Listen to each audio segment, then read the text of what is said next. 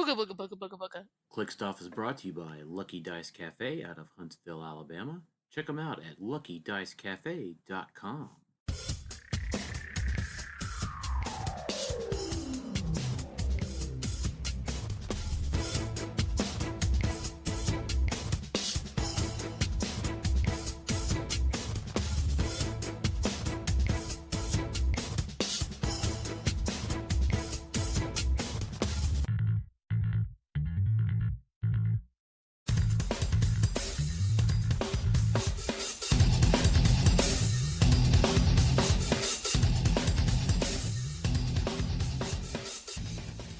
Welcome to Clixed Sudden Death. Welcome, everyone, to this, another edition of Clixed Off Sudden Death, a HeroClix podcast where we talk news, tournament reports, and more vital information to improve your HeroClix game. I'm your host, Alex Coos, and today I am honored to be joined with the lovely ladies of the HeroClix world, Sam Powell and Emily from Canada. How are you two doing today? I'm doing great. I'm good. Yeah, I'm good. You guys enjoying any the Rebirth release and all the juicy new figures we get out of there? Well, Daniel got our cases. I'm actually under the weather a little bit, but he went and got our cases and actually was really nice to us. So we actually pulled very, very well. So, and Daniel worked his trade magic. So we are 2 pieces away from complete. I'm jealous. Wow, yeah. Yeah, but I mean, we bought 2 cases and then we played 2 pre-releases. Mm-hmm. So, I mean, that's almost 2.5 cases of product. I mean, that's pretty good. What about you, Emily? I played in one battle royal after the cut after the provincials, and I bought a brick. And it wasn't bad. I got 3 super rares. I got a chase and the uncommon prime in my brick. So Ooh, nice. Yeah, can't complain about that. Which chase did you end up with? I got the Devastator, and I'm trying to trade him away. Nice. I'm digging the set that we get like a chase and a prime and like a brick. Like, it's kind of cool. Yeah. Mhm. So, I mean, I know people everyone hasn't got that, but you hear it more often now with this set than you have in the past. Yeah, Coalition has definitely been better than back in the Avengers Infinity. I think was pretty bad.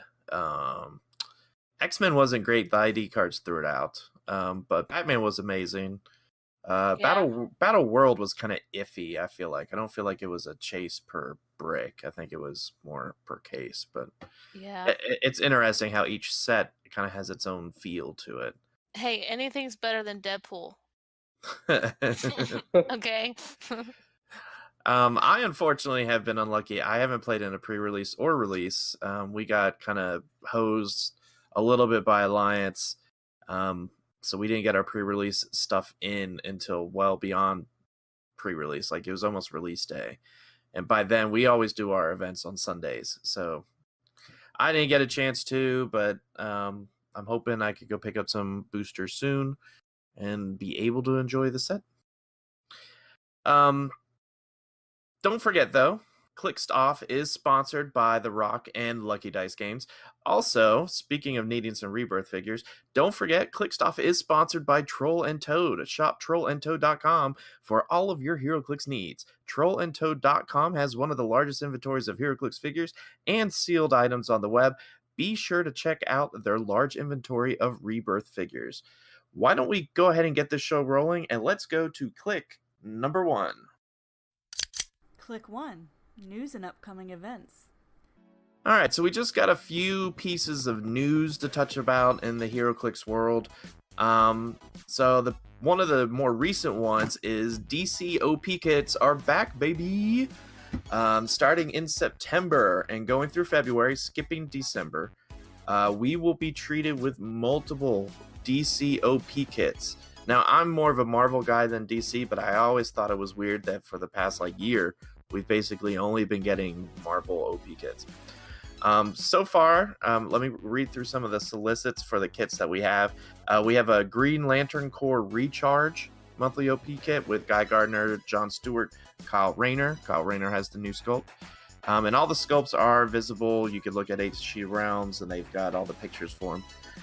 We've got a Martian Manhunter, Despero's Revenge monthly OP kit with Batman, Despero, and Martian Manhunter. I'm very excited about Martian Manhunter. He better be good. He better be good. That's all I have to say. He looks good. I will say that. The figure looks amazing. We've got Green Arrow and the Justice Society with Green Arrow, Wildcat, and Black Canary. We've got Queen Mara, Atlantean Civil War with Atlantean General King Trench and Mira. And then finally, we've got Batman and Catwoman. Everyone loves Ivy. Oh, that's funny. Batman, Poison Ivy, and Catwoman with a new sculpt and dial. How do you guys feel? How do you ladies feel, I should say, about some DC OP kits? Well, I like Marvel, so here's the thing. You know, I might make some people mad, but maybe this will kind of make the DC fans a little happy. Get some OP kits out there for them. And I'm not a comic book fan. I just like the game. So for me, I don't get too excited about specific figures. Well, I mean, I like Martian Manhunter and stuff, and I hope some of these are good that we can play, because there really hasn't been a really good OP figure has hit the meta recently. I mean, that I can think of off the top of my head, but I'm wanting to see some of these hit the market, because usually it's like, okay, these are cool, you know, we get this new sculpt and dial, but then it's like you just put it in your pile and it's a collector figure, so it's nothing. I wanna see these being played, I guess, in the meta scene. So hopefully we get something good. Yeah, we've had a For sure. few. Oh, go ahead. No, I was just gonna say, for sure, always, you know, being able to play something and not have it sitting there is the goal of, you know, of wanting to play the figures. And when I play mostly competitive and I don't really play too much casual at all, that having something that I want to play is nice to have come out. Yeah, I think with the OP kits recently, I mean, there's been a few that I've like scratched the surface, and I don't know if it's just people haven't tried to build with them. Like we had the Deadpool one. they had the Wolverine. Like, and the Wolverine's okay, but the Deadpool I love, because the Deadpool actually gives all friendly characters Wolverine named Wolverine Mastermind, but they can only choose Deadpool. So I tried to build a team with them. Hawkeye kind of ruined it, but outside of once Hawkeye's gone, I mean, I think you could see that Deadpool being on an X-Men theme team, and he roll around and he's just there to soak up damage. You can sit here and try to shoot all these Wolverines you want, but they're just going to mastermind it to Deadpool, and he's going to be like, all right, I'll take it. He's got a stop click too, so it's I think he has potential, and there's some every so often that just, you know, they're right there, but you know, it's. I think the Iron Fist, the new Iron Fist, has potential as well. But again, it's so finicky. It's so like you have to build this team, and it's good for this one scenario, but it's not good against the field. So it's like, and you just don't take the chance on it. So. Yeah, exactly. Let's see. Further news. Additionally, WizKids reminded us that Nationals is at Origins this year. Worlds is still kind of an enigma. No one really knows where it is, but they did drop that it's going to be more in the fall as opposed to the winter. So that kind of really cuts out PAX Unplugged, because PAX Unplugged is basically in the winter time. Yeah. So we still don't know where it is. We still don't know exactly when it is. Sometime in the fall. So I'm eager. I'm thinking it's going to be earlier than everyone thinks. Back probably like October, maybe even September, but who knows? Hopefully they'll say something soon. Yeah, I really wish they would announce soon. I know a lot of the HeroClix community as well is wanting an announcement, just because a lot of people will have to travel. I mean, of course they have to travel, but I mean, like plane tickets and stuff. And a lot of them are like, well, do I spend the money and go to Origins, or do I spend the money and go to Worlds? Like, people sometimes have to pick and choose. Exactly. And I wish WizKids would announce it so people can then make their decisions, and we can kind of plan ahead. And I know I won't be able to go to nationals, but I'm hoping to maybe go to Worlds. So if they would announce it, that'd be great. So like, Speaking of announcements, I would love to know when Canadian Nationals is. Yeah, there you go. and speaking of that, so Emily, how was it last year? Because last year they kind of threw the wrench into Worlds, and they're like announced it way too late, and they're like, haha, it's not at Origins, it's later. Did that really throw off your plans? Like, were you planning on going to Worlds anyway, or? I was, and we had a group of Canadians that we all like shared a big Airbnb, and we were walking distance, and we were able to drive down. Like it worked out okay for where I am. Yeah. Cool. Excellent. Yeah. I wish it didn't work. It didn't work for us down here in the South, but oh well. Yeah. We also got a sneak peek at the Con LEs at Nationals that are purchasable and winnable. Now, I already know the guys on the other show. We won't talk about them, but they already covered most of these figures in their cool WrestleMania episode. Sam, I heard you in that episode too. Kind of in the background. Yeah, I was only there for like a few minutes until I left. But let's talk. I don't want to break down all of the Con LEs or anything like that, but I would like to talk about it. Which ones are you excited to get? Now, Sam, I know you're not going to Nationals, but which ones are you? I have more important things to do, Alex. Which one? Birth a child.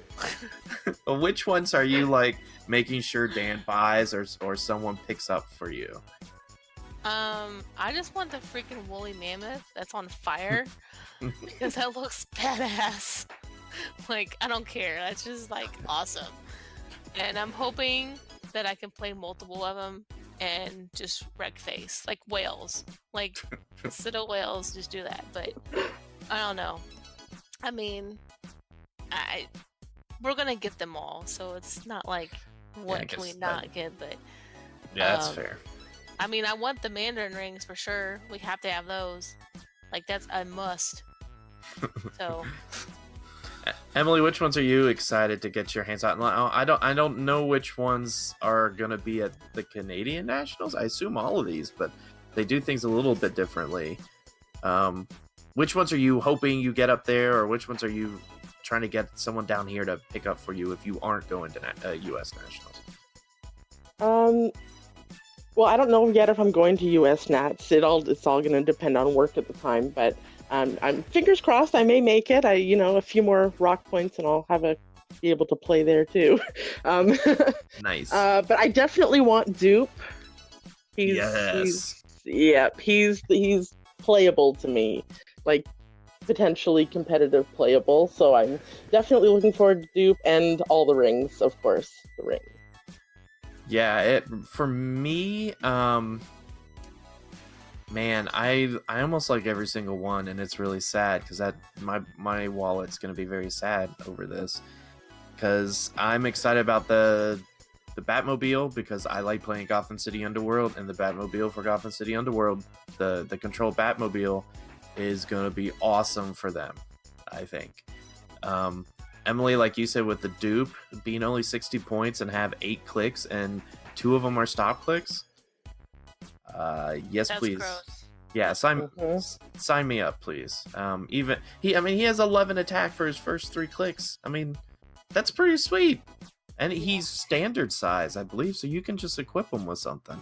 And he's a great call-in point. Yeah, at exactly. 60. Yeah. Yeah, that's dumb. The Mammoth, I'm probably only gonna deal with one, just because he's okay. His style's kind of but he, like you said, Sam, he's a flaming freaking mammoth. So He's a flaming freaking. I think he's gonna be on a 2x2. yeah, Like, I think so. Still, it's gonna be epic. Like, My only concern is just looking at the picture of him, the mold or whatever, the figure itself. I'm worried it's going to be like a Flora Colossus, scenario because he's like kicking his legs up. He's So I'm gonna be afraid he's tipping just over. yeah, he's just gonna keep falling over. That's my only concern with it. Besides that, man, almost all of these are great. I mean, you got some of them are okay. Like Kyle Rayner's okay, Lilandria's okay, Raven is okay, but the rings are awesome. Magneto's one of the best call-ins ever. Oh yes, I totally forgot about Mhm. Magneto. Magneto is gonna be. We definitely need like 4 of those. Yeah. Two each. Well, yeah, because I mean Yeah. that's just an automatic call in. Yeah, If you're playing Black Panther full point, you should be playing Magneto call in. yeah, I can't wait to play Magneto with that ever so popular meta pick Thane. Just can't wait. I'm just kidding. I couldn't finish that.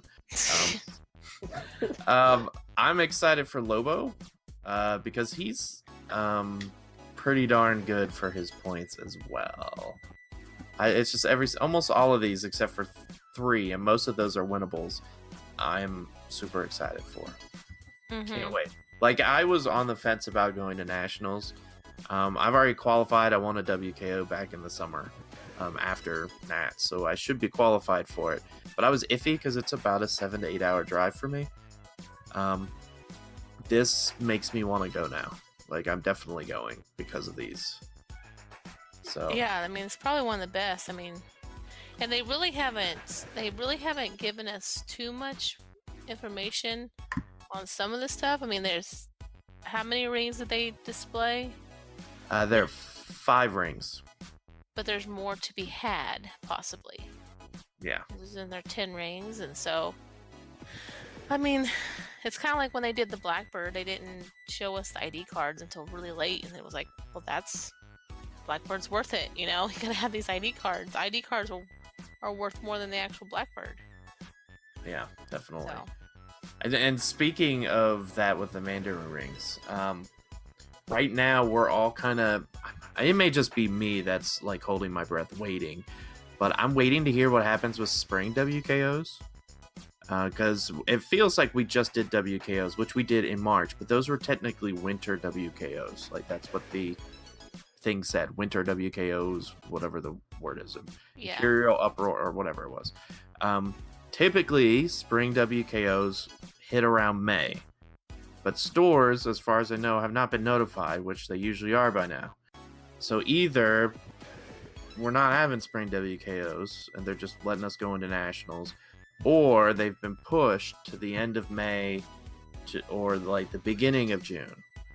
I'm hoping the end of May, so that way whatever figures we might get from it are legal for nationals. But my guess is that we'll probably get another Mandarin ring, which will put us up to 7. And then we'll probably get another one in fall or summer and fall. That puts us to 9. And there's 10. There's 10 of them, right? I think. Yeah. So, I mean, they can add another one somewhere. Probably at Worlds. The Con Ellie's, they have a Worlds. Might have something like that. So, I'm hoping we get some more. I think pushing it. I think they're pushing it a little close because it's middle of April, and to get stores to promote it. I mean, end of May could work.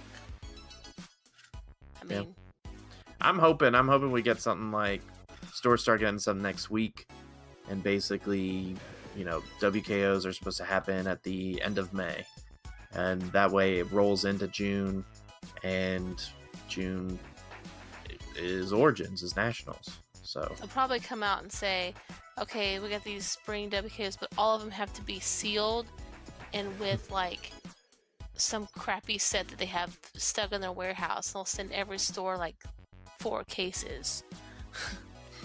Well, and speaking of that, I'm eager to see what happens with the sealed state tournaments that we're going to have supposedly at some point this year, because they did Thor for this. So I'm wondering, all right, what are they going to do for the next one? Thor again? Or are they going to, like you said, go back in the warehouse and let's see, what was after Thor? After that was Harley. So we're just going to get a bunch of Harley, or are they going to be cool and be like, hey, yo, here's all these X-Men, because the X-Men chases wouldn't be bad. Yeah. Because you get a Jean Grey, a Or Cyclops, Iceman. I mean, those are all pretty legit. They could probably do AI chases. Wouldn't be too bad either. But all of those are cheap except for Star Fox. And there weren't Oh. many. There weren't many. Well, there's 6 of them. So that's kind of. Yeah. I hope it's X-Men. I hope they've got a secret store, or even Batman wouldn't be bad to have more trouble alerts. I mean, that wouldn't be. That's all we need in our lives is more trouble alerts. Yeah, you could always have more. I'll play like I have 4 slots in my sideline. I'll play 4 Firestorms. It's all good. No, you need to play 4 Aquaman. Okay, he's the most meta. All right, so kind of about let's talk a little bit about some upcoming events. By the time you're hearing this episode, most likely most of the Rock State and provincial tournaments have ended.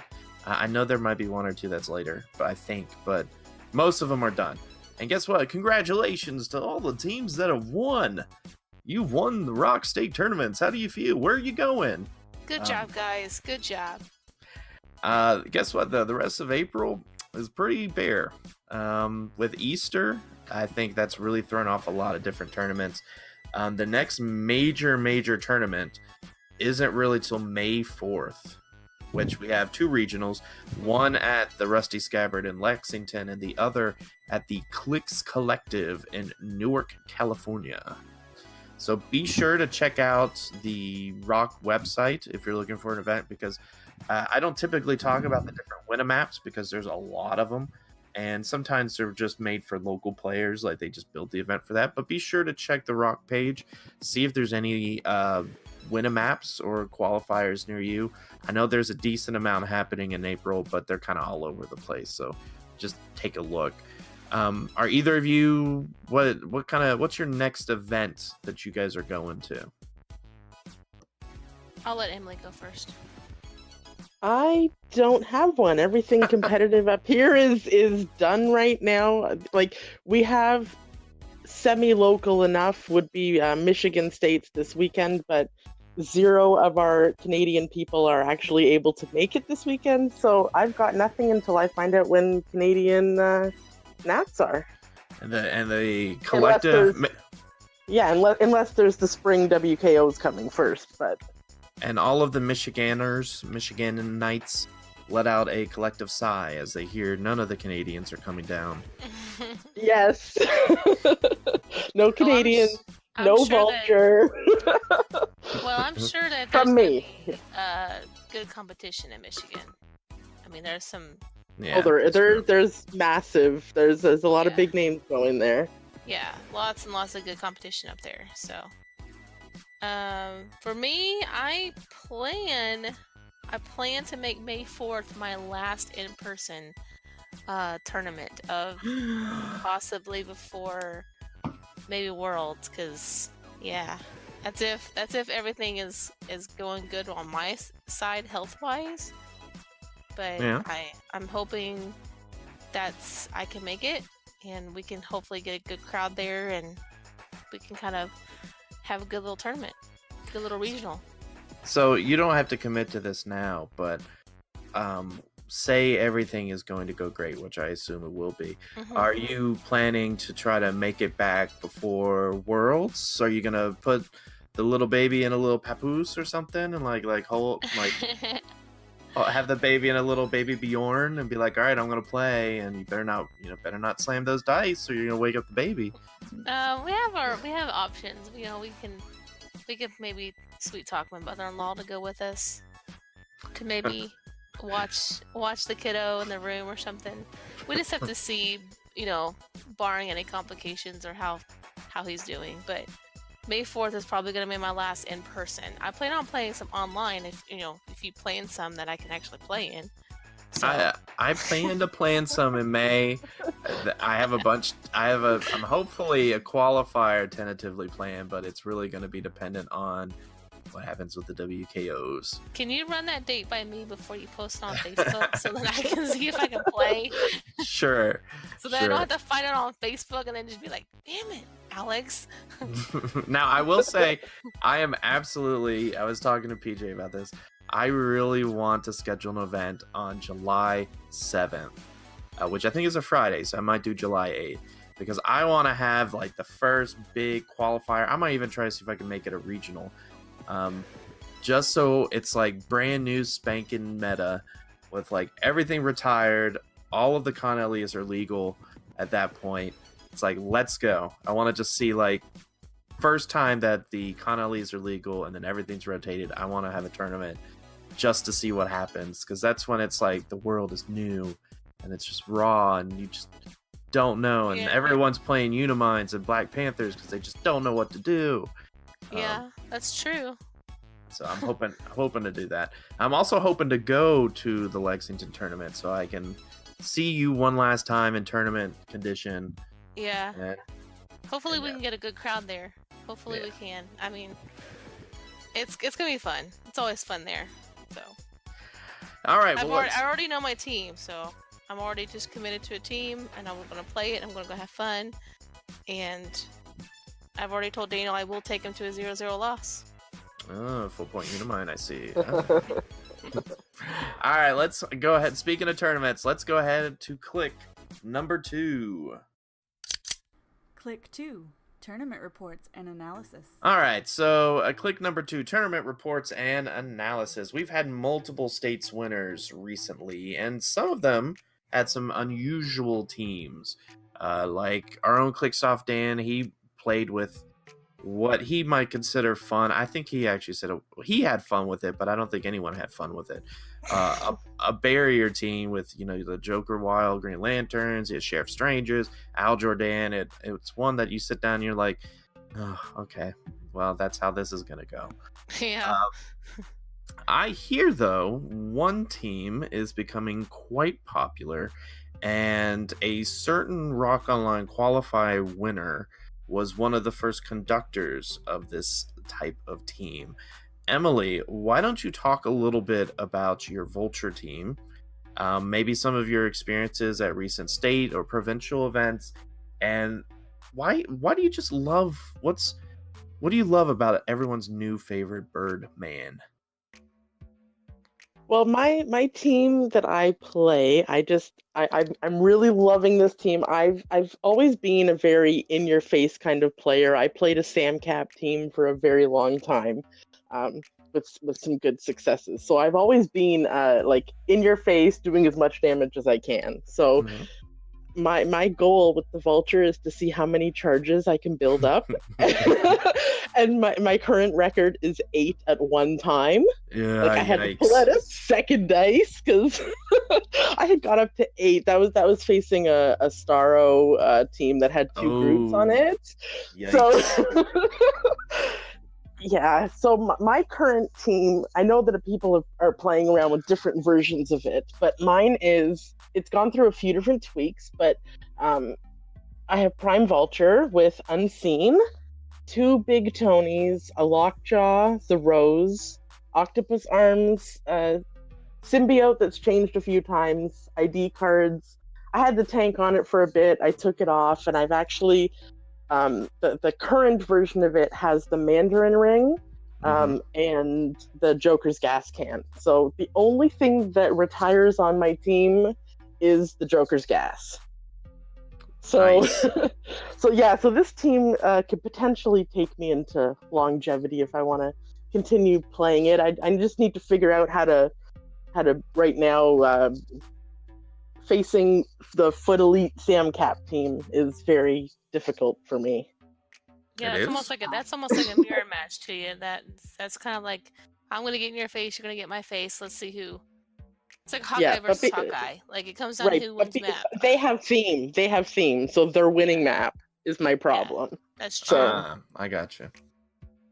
So they're making the first strike, and then you kind of have to hope that they miss, or you can hold on for dear life.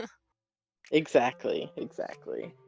So why don't you go into a little bit about, before we go into your most recent event, why did you pick the certain figures that you have on your team? Like, obviously Vulture's a gimme, Big Tony, we know what he does, but why'd you go with Unseen, Lockjaw, the Rose?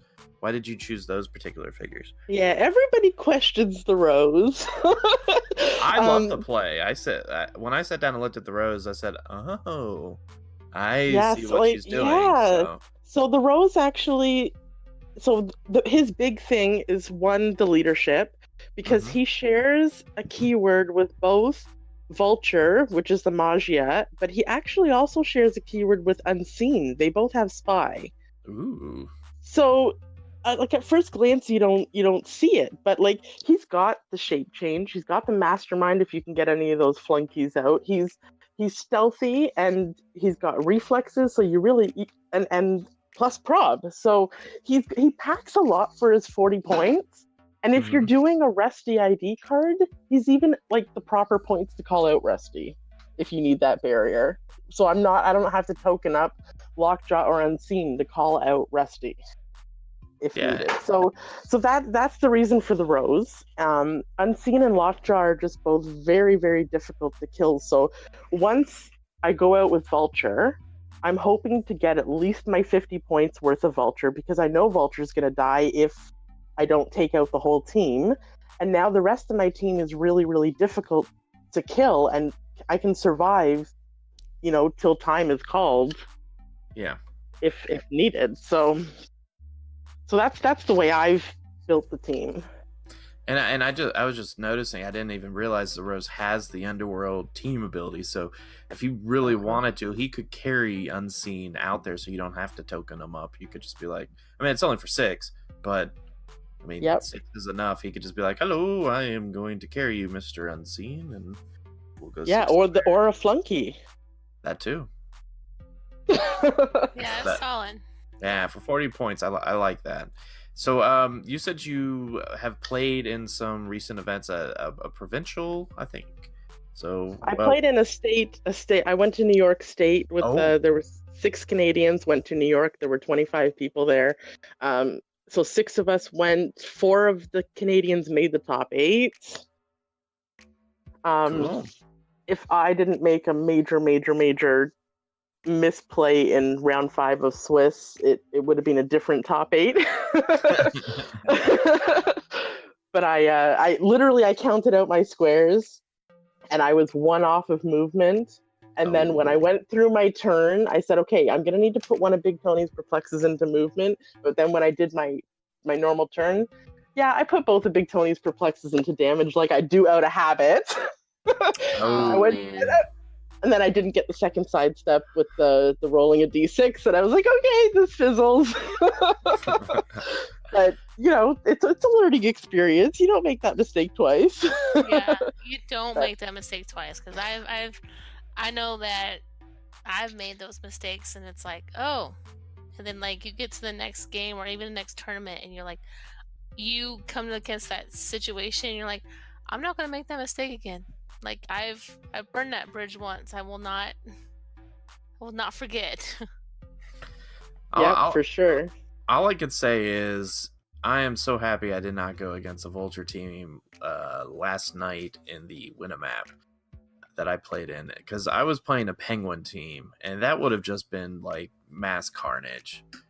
Like Yeah. you'd be able to come up and be like, "Oh, Big Tony dead, charged. Another Big Tony dead, charged. All right, another Big Tony dead." Like I'm pretty sure you could wipe out my whole team except maybe Harley in 1 turn. So I'm thankful that you did not play in that Winamap. I did not have to go against you.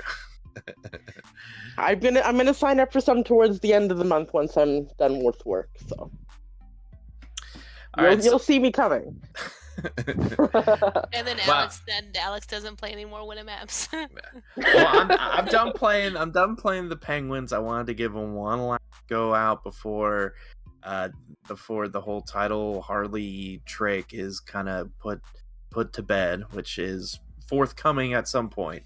So I wanted to give them one last like hurrah, and I was excited about it. So I was happy that I ended up winning, because it felt good. It's kind of one of those, I've excised that demon. Is it exorcise that demon? Like I no longer feel the need to play Penguins, though I did miss them. After when I was playing, I was like, man, I just missed you little guys. Being able to go across the map and shoot someone and then push myself to death and be like, haha, you can't retile against me now because I'm dead. So Emily, I know that we had talked online a lot in practice and stuff. Did you face any Hawkeye or whales in New York? In New York, there was a Wales team, not the Tyler Spees team. It was a weird Wales team, but I didn't actually face it. Yeah. And there was one Hawkeye team as well, but I never faced it either. lucky. So I've still other than in that qualifier, that was the only Hawkeye I've ever faced. And yeah, we don't see Hawkeyes, we don't see unis, we don't see it's so strange up here. I keep hearing about this meta of all these things, and we just don't see it. Yeah. It's crazy. It's crazy when I talk to you. You're like, yeah, but they had no Unimines. I'm like, what? I can't tell you the last time I went to a tournament and didn't see a Unimine. Actually, there was one Unimine there, but again, I didn't face it. I think Jay took it out in round 1, and then I was, I wasn't, because I won my first 3 games, so I didn't see it because Jay had taken it out in the first round, I think. So have you all seen some of the winners of the states that we know so far? That was actually supposed to be a question. I didn't really phrase it very well as a question, but have you seen some of the states teams?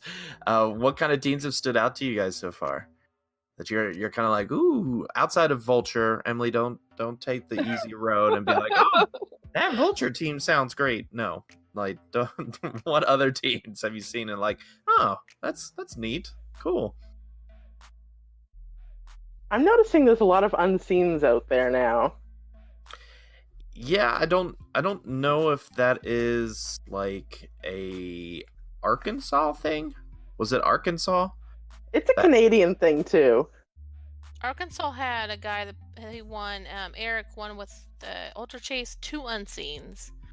Yeah, and was Arkansas the top 4 that had that very similar team 3 times? Yeah, I think so. Everyone, the reason some people don't see unseens is because everyone in Arkansas bought them up for some reason. Well, who was it that earlier this week is asking for 4 unseens? Was it Chris Stockhouse? I really hope Chris Stockhouse plays 4 unseens. Next time I see him, I'm giving him a high five. Because he's my skull ship buddy. Because every time he played the skull ship, I was like, yes, someone still plays the skull ship. Let's go ahead and go on the record of saying that Dan has said multiple times he thinks Unseen is trash. Yes. And so anytime I refer to, hey, I'm going to put Unseen on a team, I tell him, yes, I'm thinking about putting a piece of trash on my team. I think it'll be great. I don't know why he thinks that. I mean, I guess because he can't attack.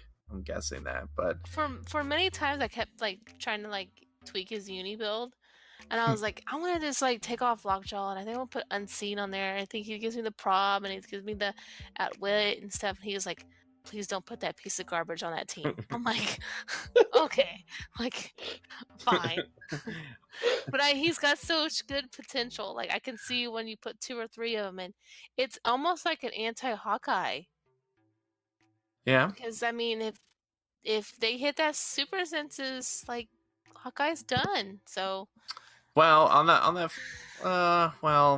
yeah, I guess. I mean, the problem with that is Hawkeye has precision strike, so you gotta believe in yourself, Alex. Believe that you're gonna hit that 6. Yeah, no, I'm gonna guess that I don't. Because usually it's when I'm playing Hawkeye and I go against precision, and I have precision, I'm going against super senses. I'll look at my opponent, I'm like, go ahead and hit that 6, and they hit that freaking 6, and it's like, son of a. I gotta stop telling my opponent to do that. It happened to me against PJ. It's happened to me against Randy. I hate shooting precision strike against super senses every time, and they hit the 6. I guess I believe in them too much. Yeah, that happened to me 4 times yesterday. That I shot with precision strike and they rolled a 6. I think Nate White hit 2 or 3 of them. And I was just like, okay, this is how it's gonna go. It's just you'll hit a 6. So Emily, what kind of teams are you seeing that you're kind of Was it, wait, were you the one that said that you were interested in Unseen? I'm already blanking out with Yeah, the Unseen yeah. thing. All right, so Sam, which one are you interested in? And don't say Unseen. What figure am I interested in seeing in the meta? Team, like what team have you seen that won states that you're like, oh, okay, that's cool. I didn't expect that to win, or you're like, oh, okay, either the meta's really weird there, or this is something new coming out that no one was expecting. I'm kind of going through here. Like they get the Hawkeyes and stuff. Massachusetts had a Shredder clone, Sheriff Strange, Green Lantern, 3 Tri-Sentinels win. That's a mystical team, Mystical team. right? I mean, that's kind of awesome. Yeah. I it's kind of one of those like I would think like if I brought that here, how many turns would I get if I died? You know, I guess that Massachusetts. I mean, it's cool. You turn back out on menacing. He kind of did that to me. I think he does have a lot of good potential. I do love the Tri-Sentinels, so anything with Tri-Sentinel on it is pretty cool. Yes, you have gone on record and say that you do love Tri-Sentinels. So I think the Tri-Sentinels is gonna be bae after Hawkeye goes away. So, just saying. yeah, that's fair. That's fair. For me, that's tricky. I mean, I'm not shocked by the Unseen, I guess, that was in Arkansas. I guess I'm surprised by the Ultra Chase play. I mean, I know Jay played the Ultra Chase and the Lockjaw and a few other things, and he kind of caused a little kerfluffle for a little bit about the whole Lockjaw interaction, even though it never happened for him. It never happened. No. But it caused a little bit of a what? Well, we won't go into that, but I'm kind of shocked by the whole Unseen, the whole Ultra Chase thing, because for me, looking at it, I get it. Any standard characters that were on your force come back, but the likelihood of the Ultra Chase dying, and then those figures also being dead, and then coming back, like you can't build for that. But then if you don't build for that, he's just kind of an okay figure. I don't know if he's amazing. I mean, when he came out, we saw that he had that particular we read the trait and we're like, okay, I mean, I don't know what shenanigans could come from that, but there's potential. I just never thought it would take off, and it has taken off. It's just been growing, which is unfortunate because I still don't have one. So that means his price is going to stay pretty high. So. Mm-hmm.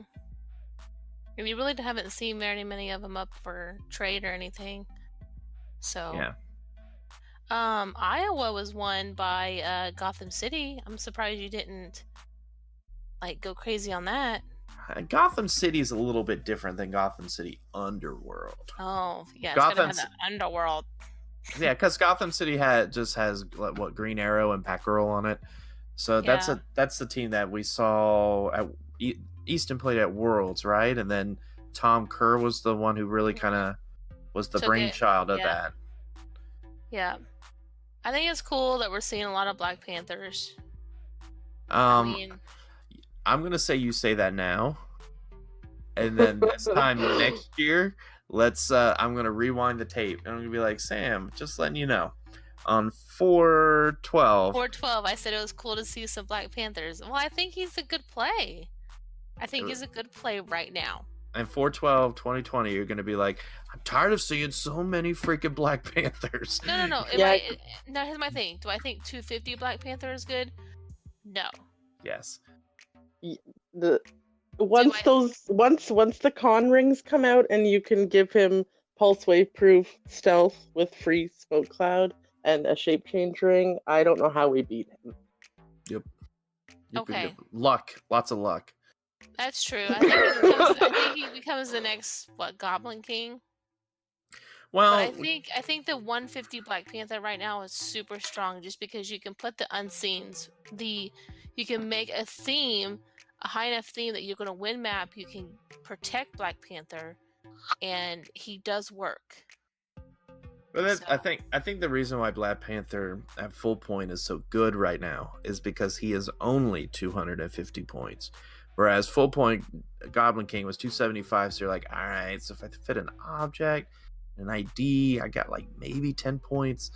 But with Black Panther, you're like, okay, I've got my map location Wakanda, I've got maybe one ID because not really going to call in much.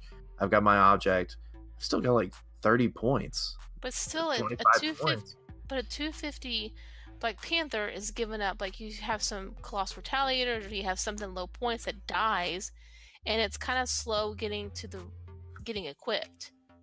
Like Well, there's that's some the point. other Like, big teams that are gonna be like a uni can just be like, okay, I can outpace you. Like, true. so I think that's the downfall. But yeah. I think I can be wrong. I'm most likely wrong. I'm 99% times wrong. So, but I think 150 Black Panther is better than 250 Black Panther. Emily, do you see a lot of Black Panthers up there in Canada yet? We see some. Jay's played it, the 250 Black Panther. Mm-hmm. He played that at a WKO, but so it is something that I'm having to face. And thankfully, he didn't get one of his rollouts, and I was able to actually beat it in the WKO. But it was tough. One more rollout, and he won. Yeah, I expect this isn't really a bold statement, but I expect Black Panther to replace Uni in the sense of being the main staple. Hey, I need a build to go play somewhere. I think Black Panther has replaced Uni as that go-to cosmic build, where like you could pick it up and you know, okay, this is going to be a solid build, and I could play it, and I'm not really worried too much. The standard of 150 Black Panther, either Lockjaw or Unseen, Groot and 2 Floras, and your objects. Like that's going to be the staple, I think, going forward for a lot of people. Maybe not the very top tier, because a lot of the top tier people, and we'll talk about this a little bit more in the next segment, don't pick, that type of team. They usually pick something of their own creation or something a little bit more less net decky, not net decky. That's not even a word, but less popular. I don't know what I'm trying to say with it. But I foresee seeing 150 Black Panther. You're gonna see it until he retires. Yeah. Yep. Which is okay. I mean, I like him. You just That's gotta why hope people are. If you follow the trade groups and stuff, like right now, people are asking for Black Panther. And if they have a Black Panther, they're asking for a lot for the Black Panther. They're asking for 2 to 3 chases of the new set for their Black Panther, because they know like this is a big piece right now, and Nationals is coming up, and people are smart. I think it's, I don't know. It's hard to kill unless you have Penetrated Psychic Blast. I was gonna say, unless you're PJ in that win a map. Did you one-shot 2 of them? Yeah, just make sure that you always you have an uncommon Cyclops on your sideline, because he will save you when Black Panther gets stealth, because he has an improved targeting, hindering, and penetrating Psychic Blast. So definitely a mainstay. But Sam, funny enough, you mentioned that people are trying to sell Black Panther for multiple chases from the new set. Speaking of new set, why don't we talk a little bit about Rebirth? Now we pride ourselves in our excellent set reviews. We're so good at it. We've done one. We have one fan, Alex. I don't know his name, but we have one fan. Well, let's gain another one. We're gonna do another Rebirth. We're gonna do a Rebirth set review. We're not gonna go through each figure because already we're kind of running a little long on time. But I want to go through each rarity, and I want you to tell me of a particular figure that you're eager to build, whether it be for meta related, whether it be for more casual play. Like, which piece did you see? And even if it's not amazing with a crazy trait, but like just a figure you saw and you're like, oh yes, I want to get one, and I just want to try to build something around it. Let's start with the commons. Emily, why don't you start this off? I think that this is going to be a popular one. Definitely. It's Prez. Definitely Prez. He's going to be fitting on a lot of teams. He's one that I've actually played with. In that little battle royal that I was in, I had him on my team, and he was really fun in the battle royal, being able to take tokens off so many people. Like people that were in battles across the map that were no threat to me, I was like, yeah, let's take tokens off of you. Nice. He was really, really fun. I think I pulled off the leadership at least 3 times, and I just kept going, and yeah, he was fun. Sam, what do you got? That was gonna be mine. So I mean, great minds think alike, I guess. So. For me, I would have to say I'm not a big Deathstroke fan, but I like Deathstroke, and the 001 Deathstroke for 100 points is definitely a casual piece. I like it because it has a lot of good keywords, so it can go on a lot of different teams. When he KOs, he just heals himself 2 clicks. He's got charge, running shot, 6 range, 11 attack, Pensai, and exploit. So I mean, he's going to be able to just shoot you, go through your stuff, or run up and hit you. I like his versatility. Once again, not really meta, but definitely something that I could see myself playing on a martial artist team or soldier team, or even Suicide Squad. There's a couple of pieces out of there that be working pretty well with this. So definitely, and he's a wild card.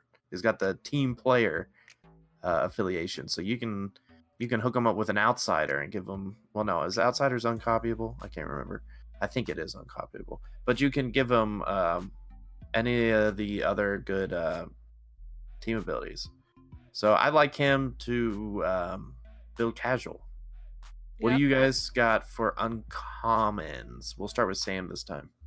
Uncommons, I was looking through. I haven't played with this guy, but Citizen Steel. Okay, the Prime? Yes. Okay.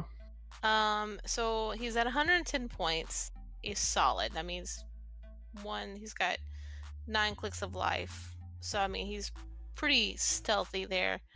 He's got invincible. He can't be moved or placed by opposing effects. But I really like his trait to fight Gog. Opposing characters with the colossal symbol can't be played within 3 squares. Is it placed or played? Placed. Placed within 3 squares of Citizen Steel. The Citizen Steel costs 110 points. They can't be placed within 4 squares instead. I'm like, that's pretty dang good. And at the 35 points, it's just the 3 squares. But that takes away like Colossal Retaliation. Yep. I mean, you kind of have him on your team, and for 35 points, kind of just put him out there and.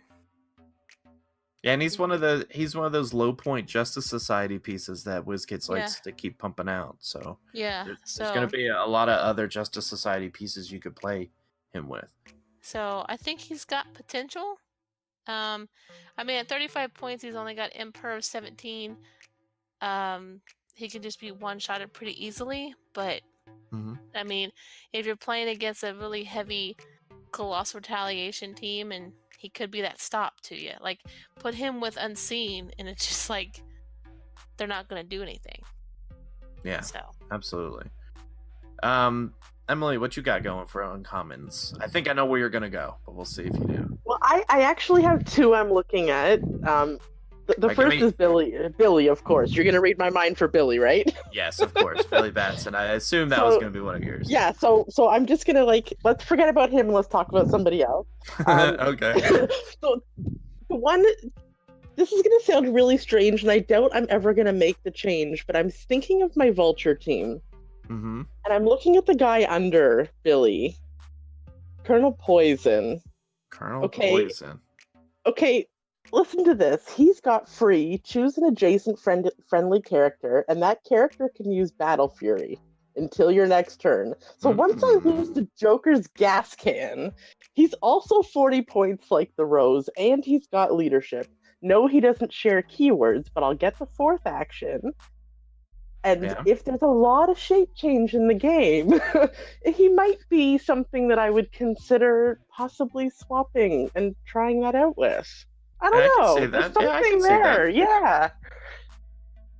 Yeah, that's definitely one you'd have to test out. I think there's Yeah. potential there. It's just There's whether or not that 40 something. point, is going to be worth it, I guess, is it. 'Cause, I mean, he's got the stealth and reflexes just like the Rose as well, but without the shape change and mastermind and flunkies, like you're losing a lot, right? But I don't know. There's something with giving that battle fury to Vulture that I like. Can I go back and answer another question? Sure. I can't remember the rarity, but the China Superman. Is he a common or uncommon? I think he's a common. Yeah, number 16. He is badass. Like, I pulled him in a pre-release, and he is so good. Like, I even told Daniel, I said, if you pull the China Superman, you gotta play him. Period. I don't care. Just play him. He's awesome. Like, his +2 perplex. Like, if you play him at 150, you can, like, +2 any one of his stats. And so you can go on to defensive and do defense, and then if you want to be on offense, you can just hit up like charge of 5 for 6 damage. It's gross. It's really, really gross. So, okay, sorry. I just thought of that and I was like, wait a minute, I need to change my answer. Hey, no, this actually shows that we actually know some of these figures. Last Yeah. set review, we're like, oh, we guys sort of played it. So we got some experience here. All right, we're improving as a unit here. So, for me, for the uncommons, you guys kind of took all the cool ones, so I'm gonna go with my bae, and that is Artemis. When I started the game back in Age of Ultron, Superman Wonder Woman came out a couple months after that, and that's when I was kind of really into the game. And Artemis from Superman Wonder Woman was one of my favorite figures. She did a lot back then. And this one isn't as good, but still pretty good. If you could get her off that quote unquote activation click, I think she's great. She has, when she attacks, modify +1 for each other friendly character with the Outlaws keyword. So she has the Outsiders team ability, which is, I think, is heavily underrated right now in this current meta. If you can get in a position to outsider someone, that shuts down, that makes Uni less good. It makes Hulks, Vultures. If the catch is you have to be able to get in range to do it, but still, Hulks, Vultures, Unimines, like all these people who rely on perplexes, you just shut those down with some outsiders. And it's like, sorry. So she's got that. She's got the activation click, I consider, because on click 2, she's got the Dance of War, Blades, Claws, Fangs. Make a number of close action. Make any number of close attacks, each targeting a different opposing character. So you give her something like Mjolnir because she's got a 6 range, and I mean she could go in and go ham, kind of like how Ronin could from the Captain Marvel set. So she's got a potential. She's at 100 points. That's that's a little much for not having good defenses, but like I said, I'm a softie for her because I liked her from the first one, and I'm a softie for redheads also, so that kind of plays into it. Is she a redhead? Is the figure a redhead? I know the Superman Wonder Woman one was. I haven't seen this one, so I hope she is. Also, hey, another comment I thought of. I know I'm going back to the comments because I keep thinking of like really cool comments. Nightwing. Have you guys played with Nightwing yet? No, I have not. I have not. Dude, Nightwing is bae. His O's 10 Nightwing. He has range shot, 11 attack, in cap, 17 ESD. He starts with a power that he gets to choose at the beginning. He gets a free action. He gets to choose close combat expert, range combat expert, outwit, or perplex. That's pretty good. He is such a good piece. like I played him in my pre-release, and he was just like my like little back support. That I was like, okay, I'm gonna pick Outwit. I running shot in cap somebody, outwit their defense, and then Superman came in and smashed. It was awesome. So he's a cool little support piece.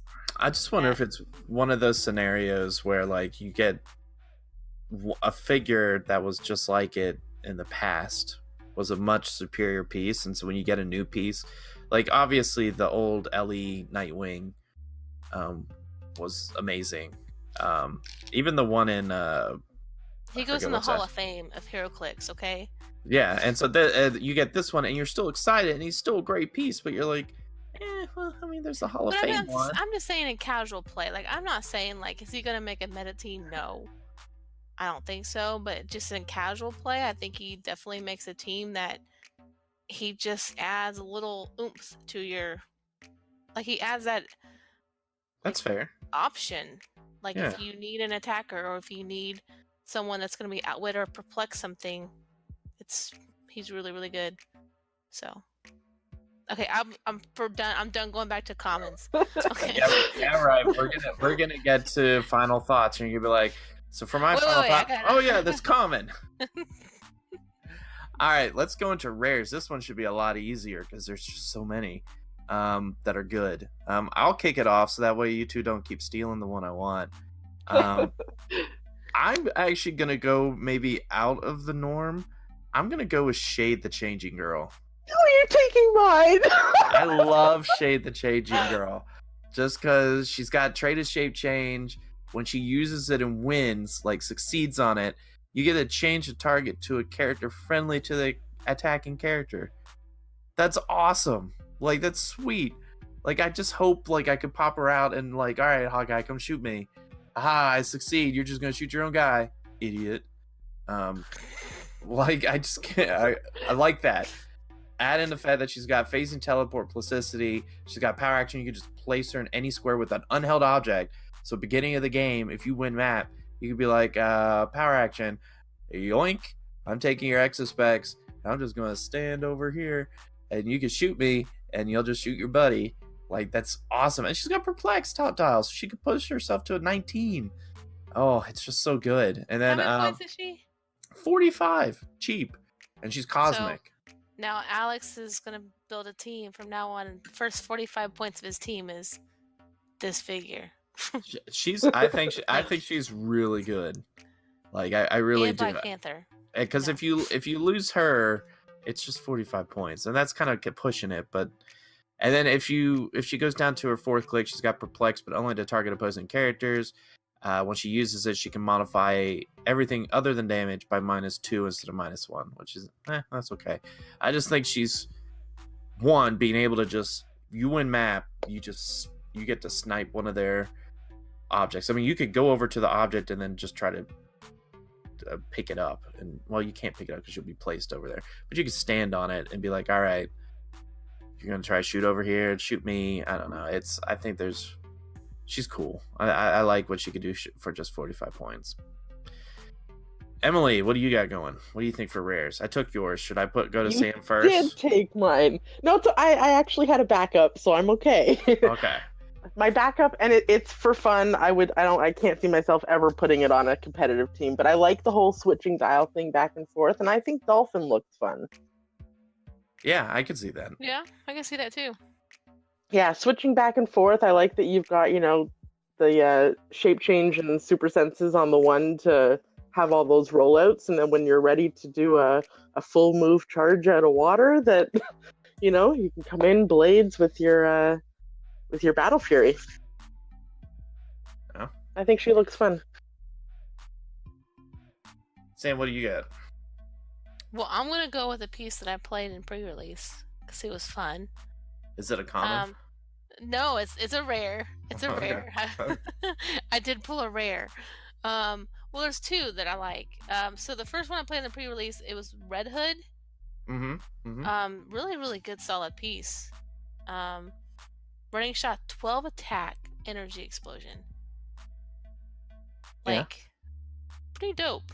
He's got dual targets, so he was just all around a solid little piece that I used to kind of break up a bunch of like the little like during pre-releases people play like, you know, like I'll play the 50-point pieces and 40-point pieces, and I would come up with this energy explosion and just like kind of like blow them up a little bit. So it was kind of cool. I mean, for 12 attack, and I don't know how many points he was exactly. I don't think he was that many, maybe 75. Yeah, 75 points. Yeah, 75 points, 12 attack. I think he's 6 clicks deep, maybe. Don't quote me on that, because I'm not good at that. But Yep, 6 clicks. Look at you. look at that! It's like you're ready for a set review. Oh my gosh! Don't tell the guys. Don't tell the guys. You're a Another one, professional. another one I really like, and I think has potential in the meta, is Uh-oh. Raven. Is Oh, Raven. yeah. Yeah. Mhm. She's just good. Like, she's got the monster keyword, she's got mystical keyword, so she's gonna fit on some of the really good high tier meta worthy teams. So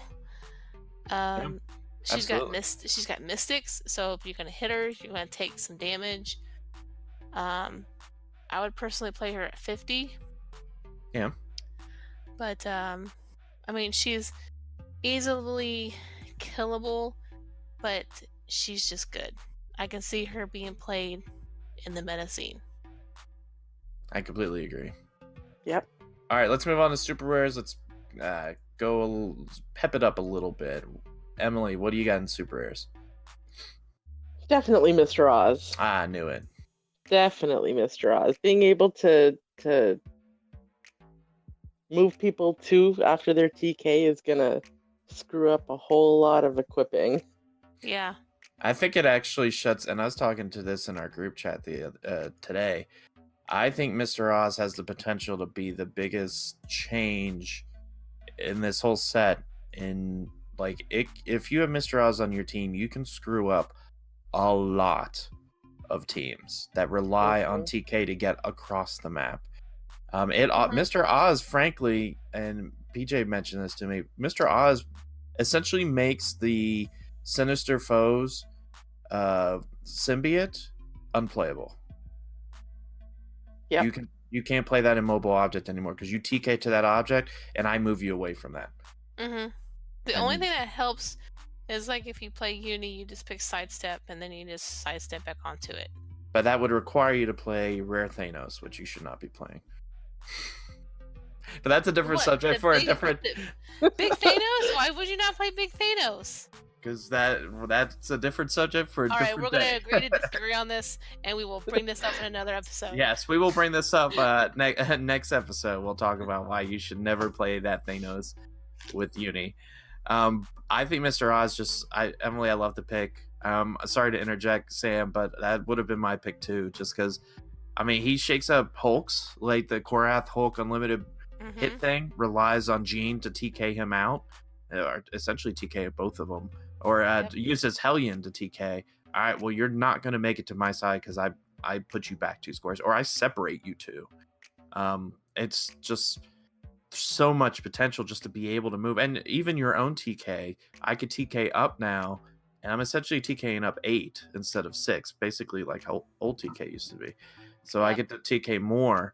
Like, he just, for 40 points, he can, if you're not prepared for it, he can completely screw up your team. He can screw up your first turn alpha. And for some teams, that's unbelievably important. Oh yeah, especially now in this meta. I'm gonna go with Starfire. Good pick. I like that one. Good pick. I think in the casual play, 100-point Starfire is awesome. She's just awesome. Like, I loved playing her. She just runs and wrecks face. But in the meta scene, I think 50-point Starfire could be seen because she's cosmic, running shot, pulse wave with a stop click. Her stop click is gross with charge, flurry, force blast, earthbound, neutralized with combat reflexes. So like, you just bring her up and you just start going crazy with 11 attack, 4 damage with Battle Fury. Yeah, she's good. She's real good. So I can see me putting her on a cosmic team for sure. And you know what? She's one of the few figures where I say, okay, compare her to her Hall of Fame character, which would be Coriander. I think she's equally as good, if not better. Yeah. Than old Mhm. Coriander. We just need a Starfire ID card. Oh So my we can goodness. have a running shot pulse wave ID card character back. That'd be great. Yeah, I don't know if Listen to us, Chuck. Listen, Yeah. Chuck. I don't think we need ID cards. I think we're good. I think we'll let these die and we'll let that whole concept go. I'm getting to that point where I'm like, all right, let's see how teams work without ID cards. All right, let's finish this up. The chases, the Dark Knight metal pieces. Sam, how about you kick us up? Murder Machine. Murder Machine. The robot. Murder Machine is just gonna be seen. You're gonna see it. People, you're just gonna see it. You're gonna see it coming from a mile away. Because it's kind of like the new Hawkeye. I mean, yeah, sort of. It's a little bit more finesse. I'll give you that. It's a little more finesse. Like, you have to really play it differently than Hawkeye has, just like shoot through characters and stealth but yeah. Murder Machine has the potential to just build up multiple attacks and kind of wipe out big retaliation teams. Oh yeah. So if you're playing like a Black Panther, a 250 Black Panther, you just don't really have to worry about Murder Machine. But if you're playing a whale team, or you're playing something with a bunch of giant girls or something like that, then you have to kind of worry about this Murder Machine coming across and wrecking your face.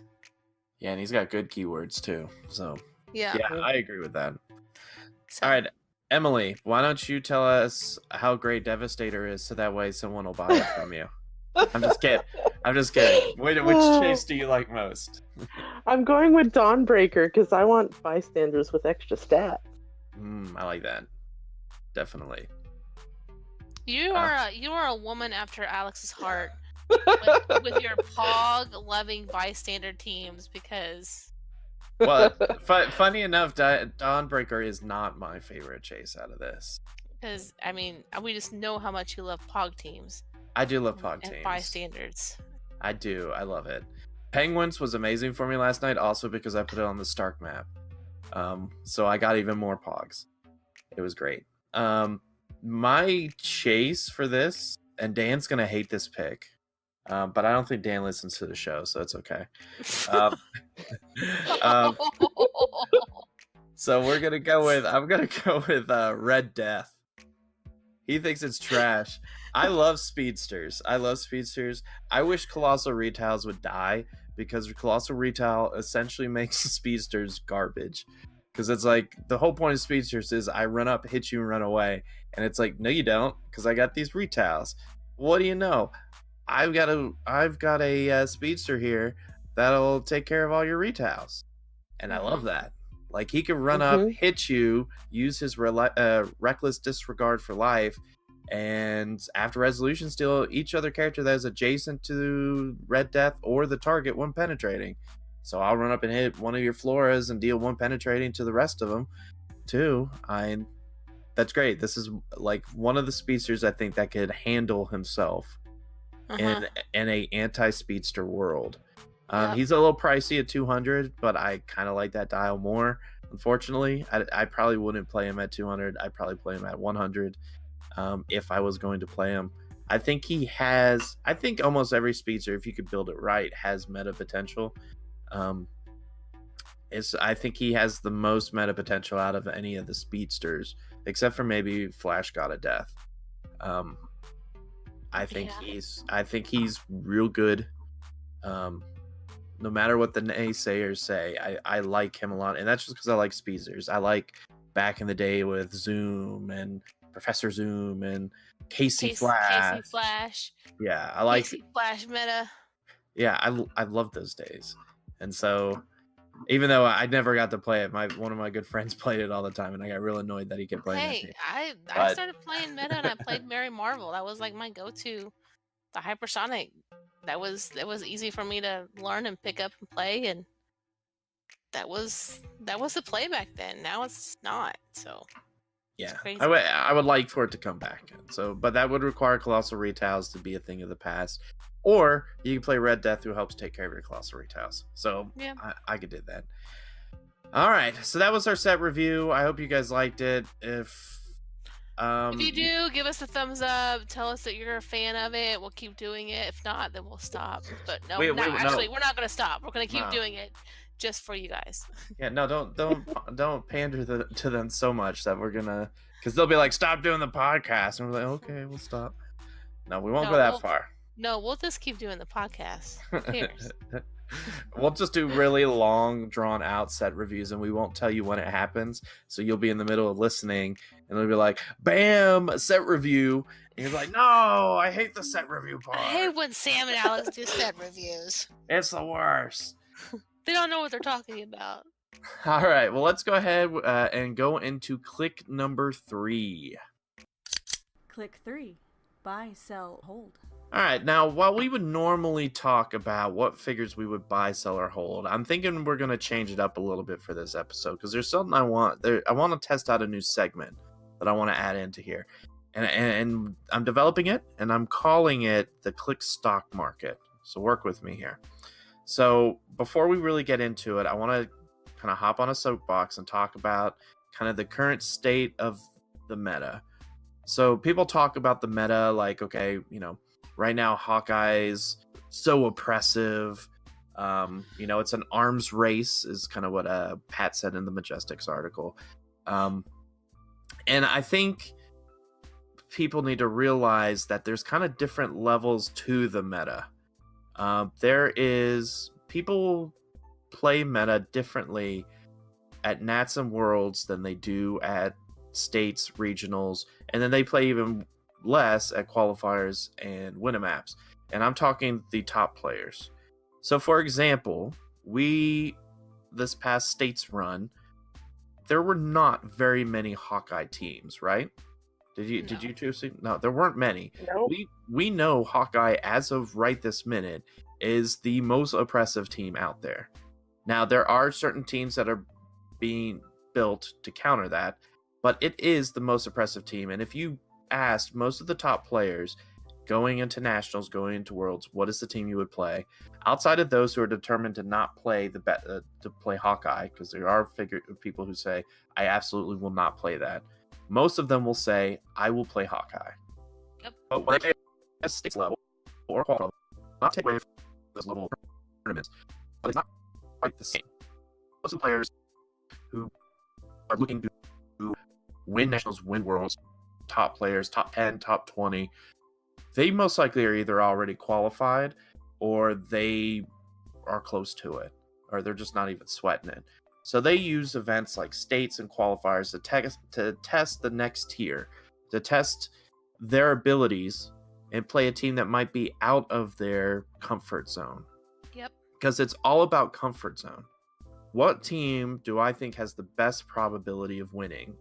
That is what they will play at Nats and Worlds. So there's this false sense of security where they're like, okay, well, there's not much in the way of Hawkeye. He's not here anymore. Maybe people are getting tired of him. And I think part of it is people are building against him, but I think part of it is the top players are playing something else. And then when Nationals rolls around, they'll bring out all their Hawkeyes and you'll see Hawkeyes again. And they'll also have tailored those to the new builds that we're seeing. So I mention this because I don't want people to get this false sense of security to think, oh, well, Hawkeye is going the way of X-Men. Remember, Blackbird, back in the fall before the Rock Cup, was an unstoppable force. PJ and Lane had figured out the team, and they have optimized it to where it just couldn't be improved, which is where Hawkeye is currently. It couldn't be improved, and all of a sudden, people stopped playing X-Men. Now, part of that is because Hawkeye started coming around, but that was before Proxima Spear. They stopped, and that's because teams started to build around it. Maybe they provided more energy explosion. They provided more figures that no barrier or something along those lines. Mind control came out. Yeah, Starro was a big Starro came component. out. Mind Yeah. Control came out, so that just kind of nerfed that. So Exactly. And it's not that the teams, I mean, you don't see any Blackbirds anymore, and that's because of Hawkeye. But it's one of those where the meta is that a team is so oppressive that teams build around it, against it, and then it falls a little bit into kind of a false sense of security. So like right now, the biggest way to defeat Hawkeye is barrier. Barrier is probably one of the top ones because you can do a double barrier, and Hawkeye's kind of like, oh yeah, okay, well, I guess I won't shoot you. Or you could do an alpha strike, like a Sam Cap who could run up. He's equipping, and he, there's not much he could do first turn because he wants that spear. So he is going to just have to take a Sam Cap to the face. People are building against that, but it's only a matter of time because now is a safe period. We still got, 2 months? Almost 2 months to the day, actually, to Origins. 2 months to maybe put something on your team that could somehow break barrier.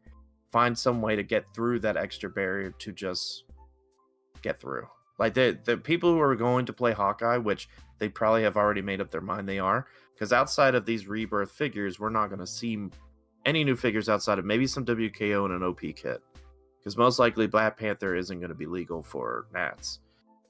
So I'm saying the whole purpose of this soapbox thing is do not get lulled into this false sense of security thinking, okay, Vulture is the new hotness. It is the new hotness. But don't think, okay, Vulture's king, Black Panther's king, like, there's nothing else. Like, Unimind's still there, but Hawkeye's dead. You'll never see Hawkeye again, don't worry about him. Because that's what Hawkeye players want you to think. They're sitting there thinking, okay, I want you to, like, stop thinking I'm here. When Nationals comes, I'm going to be here.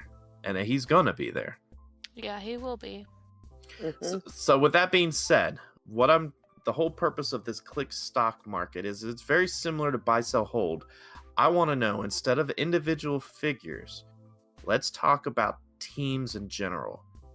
What teams are you seeing on the rise? We've talked a little bit about this. What teams are rising that you're going to try to buy into? What teams are falling that you're kind of like, okay, I need to sell. It's not a good place for it anymore.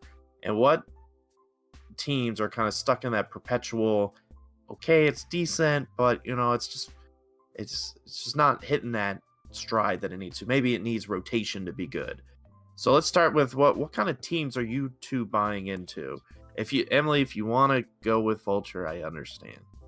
I'm definitely going with Vulture. I'm enjoying it. I just need to figure out a way to increase my chance of surviving an Alpha Strike team, because that's my biggest weakness right now, and that's something I need to work around. But beyond that, I'm definitely on the Vulture train. All right, Sam. So what teams are you buying into? You think are going to be on the rise? Maybe they're not there yet, but you're buying into because you can see the potential. I see the potential in mystical teams. Mm-hmm. The Sheriff Stranges, the Tri-Sentinels, like the Raven, Alex Wilder kind of deal. Mm-hmm. Throw a Daredevil in there. I mean, there's such good mystical pieces right now. And I'm buying into that. I mean, we went through a whole segment where I talked about how I love Tri-Sentinels. I think it's solid. I think it's something that you'll see. I think we've seen a splash of it. Lucas Tom and Holland played a little bit of it. I know that we've played around with it here in our play group. Unfortunately, with Hawkeye being prevalent, it's hard to kind of, justify taking that to a high tier tournament. But I think it's going to be prevalent after retirement. Yeah, I could see that. There's not going to be much to kind of deal with. If you have 3 Tri-Sentinels, okay, you hit one. Okay, well, here's my other Tri-Sentinel. It's going to come over and pulse wave you with high stats. And then after he pulse waves you, most likely they win map. You're going to be next to barrier, blow up the barrier, take a pin damage. You're most likely like wounded, dead, or just it's done. So I like mystical a lot. I think it's going to be seen. I'm buying into Mystical. I would have to say that Cosmic is always. I think Cosmic by far is the strongest. Avengers is pretty close because it has two main teams. You have the Hulk Avengers and you have the Hawkeye Avengers. I think Cosmic is pretty much the next one up, if not better, with the Black Panthers and the Unimind. But there's also a lot of other figures with Cosmic. I think because of the addition of Mr. Oz, that he just can disrupt so many teams. I think you're just going to see him played constantly, and people are going to have to play almost a counter Mr. Oz, so that way you could be like, all right, ITK, I'll choose UTK me, you move me too, and then I'll just move me two back. Like, you're going to have to almost counter with a Mr. Oz. Like, I was talking today with the group, and I was talking about Vulture, Emily specifically, and I was asking, okay, how many squares does Vulture get? Like, what is Vulture's range? And is it thrown off by 2? What happens in that scenario? Does that mean Vulture then has to, kind of like how you explained in the tournament, you had to then move your Perplexes to movement in order to make it? It's like, okay, I like that better because that means now you're swinging with an 11 or a 10 instead of a 14 or 13. Like, that's I get to 14-6 usually. Yeah, so that's a game changer. Like, yeah, I get to take you down, and I can survive that. Same with Hawkeye. I mean, Hawkeye's a little bit different. I have to see if you're going to play Mr. Oz, you would want to take the team to a map, and then take the most popular teams, your Hawkeyes, your Hulk Avengers, your Vultures, see how many squares they get, and see if 2 squares can throw them off, and then find 2 squares throws Hawkeye off completely. Yeah. I mean, I've played against it. I've played the Hawkeye, and I've played against the Hawkeye where I've stayed back, barriered up, and I've had that my opponent playing Hawkeye has had to use their Perplex into range instead of attack. And so now they're rolling an 11 on, 19, 20. And I mean, like, okay, cool. If you hit the 8, congrats. Awesome. I'm glad you hit the 8. But, I mean, likelihood of hitting an 8's, it's hard. Like, so. Yeah, that's why I think I'm buying. I mean, I said we're talking teams and not figures, but that's why I'm buying into Cosmic, because I'm finding any way to buy into Mr. Oz as much as possible. I can see that. So, are there any teams that you two find that are maybe near the top that are falling in popularity, or just people are building around them? I mean, Hawkeye is probably the most obvious choice that it's falling a little bit because people are building with barrier and, including 2 barrier IDs or something along those lines. But are there any other teams that maybe have been at the top and they're just not as good anymore because people are just used to it or built around it? What do you guys think? I don't think you're seeing much Uni Lockjaw at the top tier. I think the addition of the Venom Harness has just kind of dampened that with the Battle Fury. Yeah. And being able to come up and just pop in a Uni is just insane. And also the Proxima Spear is just taking Uni down.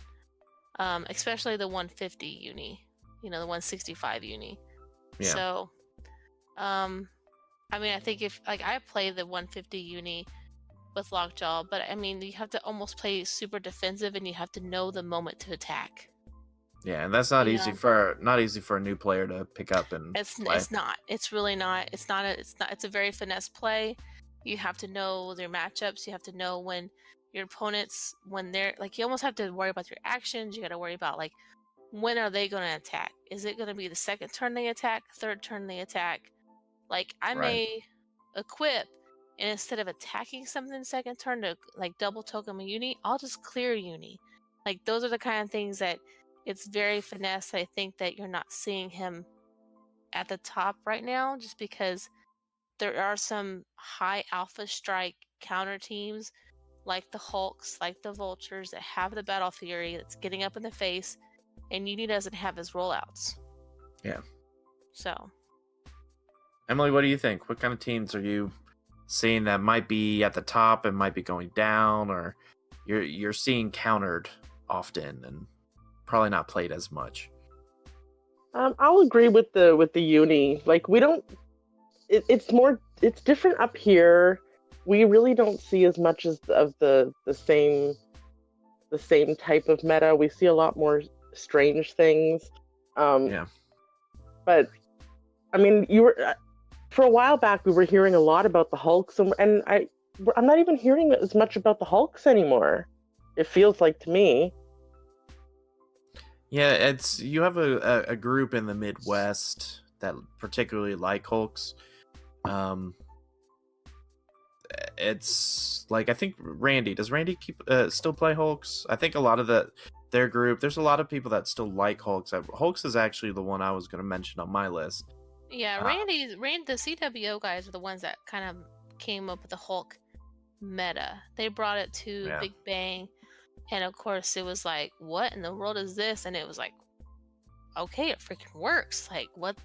And it was one of those like it caught David off the guard for a moment, and he was like, he can make 4 freaking attacks. Like, and it started like it was like we need to look at this Hulk more.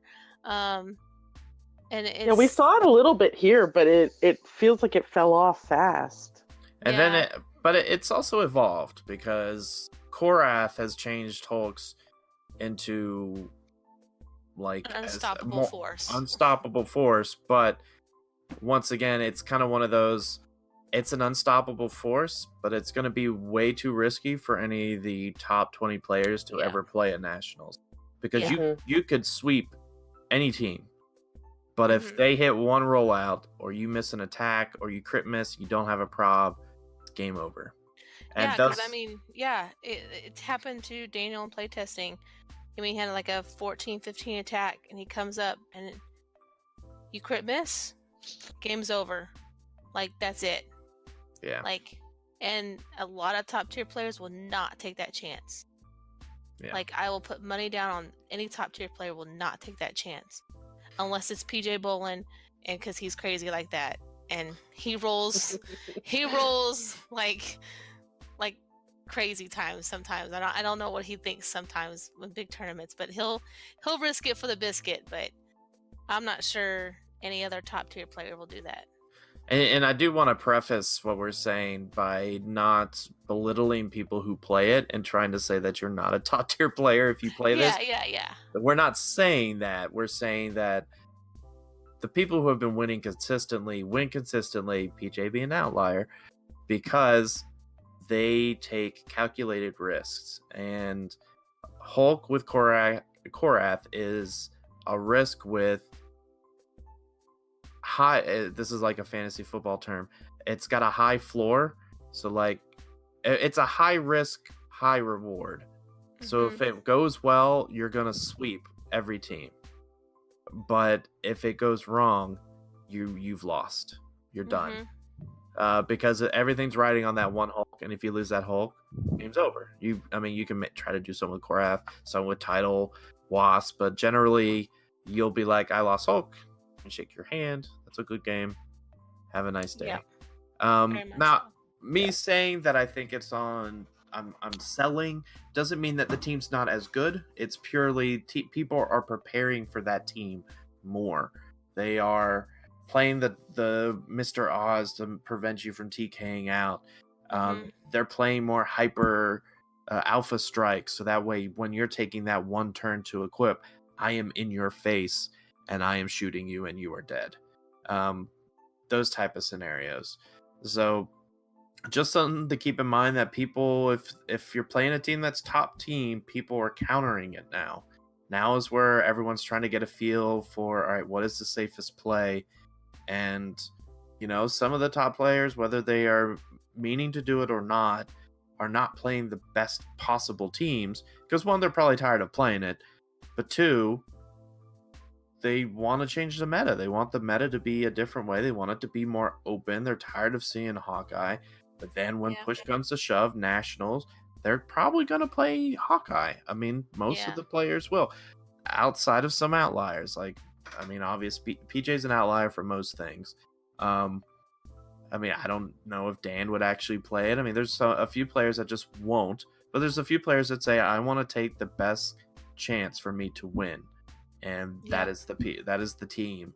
And all those people that are building Barrier or building Alpha Strike, or they're trying to build with Tony Stark's car to give a really high defense and boxing ring, I am going to tailor Hawkeye to counter that. Counter your counter, Yeah. if you will. All right. Very Is much there so. is there last one we'll talk about? Is there any team that's stuck in perpetual mediocrity, if you will? Like, it's good, but it's just not. It's just not there. Like, it's just missing something, or that you see people keep playing, and it's just not there. The Shredders. Like, okay, I get it. Like, I get it. It was good. Like, but I mean, it's like beating a dead horse. Like, there's better stuff out there, and it's not winning anymore. So, like, okay, yeah, you made top 8 with it, Yeah. but you're not getting further than that. And it's kind of like, okay, evolve. Like, it's retiring. Like, let's move on. But it's not just kinda- retired. It's not retired yet. Well, I mean, it's going to be retired, but I mean, it's like, After it's kinda- Nationals. I guess, but it's just, there's so many other counters to it now. There's pieces that can reset some of those Shredders turn 1, and it's just their game's over. You know? Yeah, I agree with that. So I think the Shredders is just that mediocre team is still in there, still in the mix, but it's like it's not going anywhere. It's just staying in the mud right there. It's not moving. Emily, what do you think? I think I'm going with X-Men. I know that there's I've still seen, some people trying to really hang on to it, and I was even thinking of going back to it, but I'm thinking about my Vulture against it, and it's just as bad as Hawkeye. That I don't think it's gonna have a way to really survive. Yeah, I would say yes if you're talking pre-rotation specifically. I think X-Men absolutely shoots back to the top once Hawkeye is rotated. Because Hawkeye is... The Vulture hurts it really bad too, though. Got just as bad of a... But the stop clicks kind of make it not as bad. Not with the octopus arms. I'm double tapping them. Yeah, that's true. That's true. I think Blackbird comes back into play. Yeah, I mean, I was like, not just the X-Men, but I think Blackbird, because then it can come across and I think it can withstand the Vulture. I think that's a wonderful question. I was thinking there's no doubt that X-Men was coming back after Nationals, but if I said Hawkeye, if Vulture is as oppressive as he's potentially going to be, he's not as oppressive as Hawkeye. Hawkeye is just its own tier, but he's one of those, like, he's not super oppressive, but he's pretty cool because he can do a lot. So I don't know. That's a really good point, Emily, because I would like think to play that. Vulture. I'd like to play that out, because I'd be curious to try that, to see what my Vulture does against the Blackbird X-Men team, because I can see myself just chewing right through it. Yeah. My only thing is that I think what could possibly be bad is if an X-Men team had the ability to TK out, call in Cyclops, shoot your octopus arms. They're indestructible. Yeah, the arms That's are true. indestructible. Okay, that's never mind. Scratch I mean, that thought. The Cyclops could still TK out and shoot you, though. So you would have to body block That's Vulture first turn while you equip. But yeah, it's one of those things where it's kind of, we get into these debates all the time in our team chat. You could sit here and you could sit here and talk about ideal scenarios, and Emily, you could sit there, well, I could beat you all the time with Vulture, and then if I'm a Blackbird player, I'm like, no, you can't. I could just do this.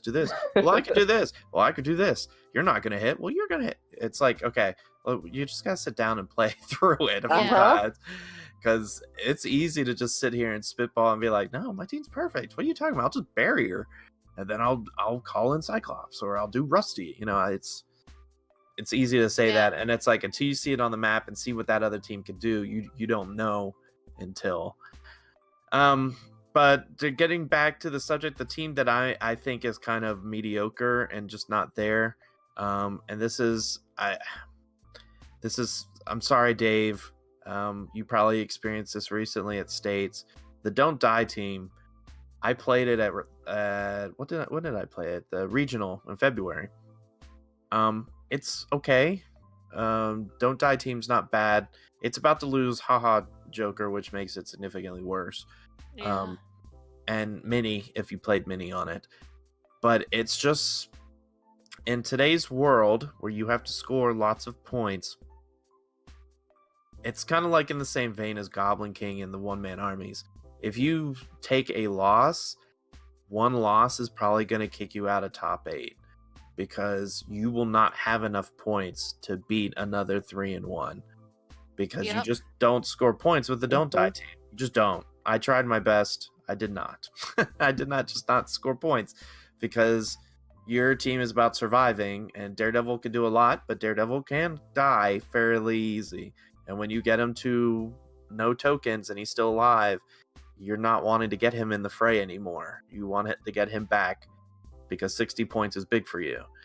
So I think Don't Die teams, while they still are good, and I mean, they're actually probably a good counter for Vulture, because if you can't KO me, you're not getting those charges. But at the same time, that's probably one of the only matchups they're pretty good for. Like, Hawkeye is still going to immobilize them, and you're not going to get back at him. Unimind's going to be like, okay, well, you can hit me, but, you know, I'll wear you down. Like, it's just, you're not going to have enough points, unfortunately. Unless they change how points work, which, who knows? I doubt that's going to happen. So we'll deal with the Uniminds getting popped, and for some reason someone's playing a rare Thanos. I don't know why people do that. Hey, because you want sidestep. You want sidestep, people. And he also gives up 475 points. So when you see one person who plays a Hawkeye team and they score 375 points, not 475 points. My bad. Well, either way, when you see a score of a team, like I think I saw, who was it, Sean Gladden, like 900 something points. 900 points in one round, and you're like, that's 3 rounds of games in one. It's like, all right, if you're a Don't Die team in that tournament, you're like, well, I hope he goes undefeated, because if he loses one, he's got me, because there's no way I'm scoring anywhere close to that. So I think Don't Die teams are just kind of stuck in the mud until we get better Don't Die figures, because right now we got Daredevil, right now we got, and this is post-rotation, we got Daredevil, we got Corrupted GCPD Cop, we got sort of Lockjaw, but he's sort of killable. We've got, like, I don't know, some of the Ninja Turtle ones, like Krang and Shredder with their, you know, boss mechanic. You got some of the Turtles with their coin mechanic. I saw firsthand yesterday with Nate. He was playing a Raphael that had that. It's just not, they're not there like they used to be. Like in the good old days where you could play Deadman and Resman, and those were good old days. I remember those days. I sound like an old man. I remember those days when we could play a Deadman and a Resman. So going back to the Vulture Blackbird thing, I was just thinking, what if you put... you got me thinking now. What if you put Deadpool on the X-Men team? That's what I'm saying. Deadpool's going to solve a lot of problems because it gives all of those precious Wolverine mastermind.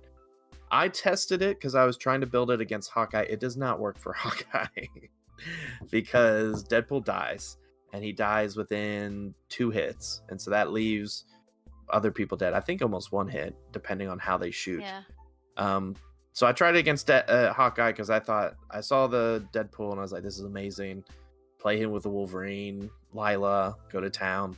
Doesn't work against Hawkeye. So all those out there thinking, man, Deadpool's awesome, wait till rotation. Hawkeye completely shuts him down. But post rotation, when you don't have someone hitting you multiple times, I think I'm just gonna call up the Blackbird Master of Lane Miller, and I'm calling him out on a challenge. I want to see this. I want to see how this works. Anyway, so I can put it to bed and just rest easily. All right. Anyway, that was just a little sample. I wanted to test it out of the Clix stock market. We won't do it every single time. I just wanted to see, kind of to help gauge how we felt about the meta, because it's just a amorphous blob that just keeps shifting in different directions. And one day it's Hawkeye, one day it's Unimai, one day it's Vulture. But 3 weeks from now, we might be thinking, man, Vulture was cool, but man, we've built around that now. And then Emily's gonna be crying. But Hey, I'm telling you, King Sharks is gonna make their way.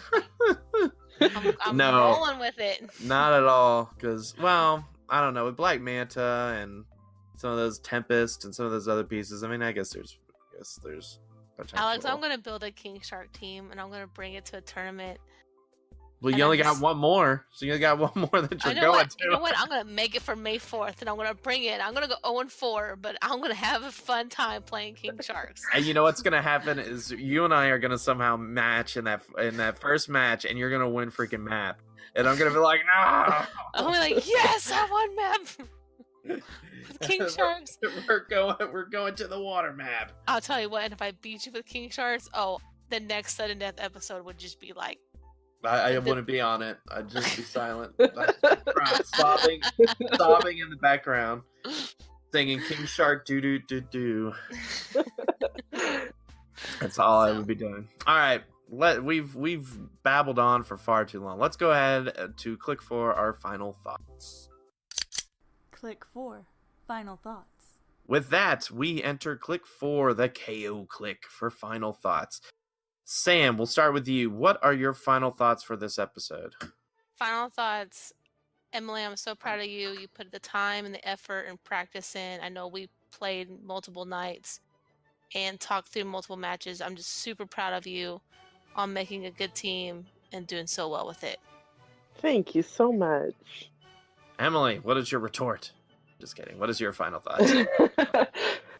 Well, my final thought is it ties into that very much, and it's all about, practicing and having fun. I really do practice a whole lot. Like, our local playtest group gets together usually once a week, sometimes twice. We stay after the local Sunday event when we're there, and we bring our meta teams, and we stay an extra couple rounds to practice. And I use Roll20 a couple times a week. Like, I'm really into the practice, and I love it, and I love having fun, and I like to keep it light, and I like to laugh and have fun. So I think that's a big part of the game, is that it is a game, and everybody should just be having fun. I like that I have another like female like meta player that I could actually like talk to. Like we actually we feed off each other too. Like we also we have very similar play styles, so it's really, really nice. They're very similar thoughts. So we're like, have you thought about this? And then we're like, no, but I like that. And then we're like, no, I like this better. And then we test it out. I like that. I like having someone else in the same mindset and also gender that I could relate to. Yes, it's wonderful. You got to be careful, though. You don't want to get arrested for espionage because you're stealing all the Canadian secrets for HeroClix. No, because you did mention the national air thing that one time. You're like, everyone up in Canada is really hot about this national air thing, and I was like, what? What are you talking well, no, about? because we were Emily and I were practicing, and I was like, and then we started talking about it. And I was like, hey guys, did you guys think about this? And then it was it freaking blew up, and I was like, okay, maybe I'll just keep my mouth shut from now on. Jesus, sorry, but from one playtest group to the next, right? yeah. But I mean, I've told you before, Emily, I go back to the guys and I'm like, hey, this is kind of like what me and Emily talked about, and I was kind of feed off of them. How can I help Emily? What am I missing, or what do you see in this? And they're like, do you mean they tell me they don't see Unimind or Hawkeye? And I'm like, no, they don't. And it's super shocking to us. It's like, what? It's one of those, it's I need to move to Canada. You've seen the teams that Tom and Devin and Jay all put together, and Jason Collins, and we're all off the wall stuff and that's what we see. I love it. I love it, but then it's I wish I could bring that here, but I mean, if I brought that here, I would not win a single thing. So I think what it is locally or in our general area, being the Midwest and the South, I think it's, if you're talking like a Winamap, like if you look at our online Winamaps, Nate White, who does his own thing anyway, who makes really, really creative teams, and they work most of the time. Nate White, I think, smokes like crack before he builds a team, and then he like thinks of something crazy, and then he does really well with it. And you're like, how the hell did that happen? You got PJ, you got other people that just use Winamaps to experiment. And people might go into qualifiers and regionals wanting to experiment. Like Dan, for this past states, played a barrier team that he really wanted to try to, he wanted to play something different than his normal. But if you know someone's going that you really want to beat, you might not play that, that very cool team. You might play the team that you counter. And so that's where it's like, okay, that's when you make the switch back to Unimind, make the switch back to Hawkeye. Because Dan's jokingly told Tyler, "Oh, Tyler, are you going with Wales? Okay, I'll play Hawkeye." I don't know. Whatever I was playing before, I was just going to play Hawkeye against you. Because it's just, it's one of those, it's out of jest, but it's also not out of jest because you don't want to lose to your friend, or you don't want to lose to, like, your arch rival or whatever it is. So I don't know if it's just, like, we have a lot of creativity down here. It's just the rivalries and the, who's going there? Oh, this team's going there. That team's going there. If that switches turns the switch, and we're like, oh no, we got to get serious now. We can't just have fun at this qualifier. We've got to be serious. So I wonder if that's it, because you guys are pretty fun up there. I mean, most of the players you mentioned, I always get a fun impression of when I talk to them. So yes, for sure. My final thought, to wrap all of this up, is Mr. Oz is the man behind the curtain. He is the mystery man that you want on your team. Mystery Man. There you go. Hey, does anybody here remember the movie Mystery Men? I'll leave us with that note. Go Google Mystery Men if you've never seen that movie. That'll be my final thought. As Ben Stiller in it. I really hope you did not just send our viewers to some weird. Don't go to like mysterymen.com. That's a little suspect. Don't be sending our listeners to some sort of website, Alex. No, it's Mystery Men. It had Ben Stiller. It had Kel. Remember from Kenan and Kel? He was in it. William H. Lacey was in it. Come on, how do you not remember that movie? It was a dumb movie, but it's exactly why I don't remember it. It's such a good movie. All right, everyone, look it up. Look up Mystery Men. I just typed it in Google. You'll be safe.